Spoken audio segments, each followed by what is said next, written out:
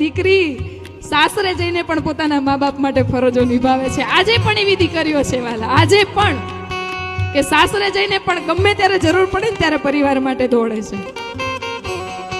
અને બાપજી ઘણીવાર કહે કે જતા જતા બેન બે જ વસ્તુ માંગે છે ભાઈ પાસે કે ભાઈ મારો ઘરે કોઈ પ્રસંગ હોય તો તું આવીને ઊભો રહેજે, એનાથી વધારે કશું જોઈતું નથી.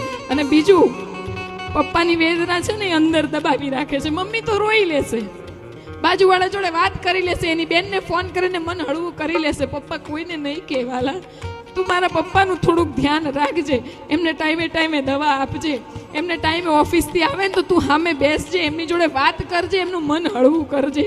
દીકરી એના બાપના સ્વાસ્થ્ય સિવાય કશું જ માંગતી નથી કે મારો બાપ સારો છે ને બસ.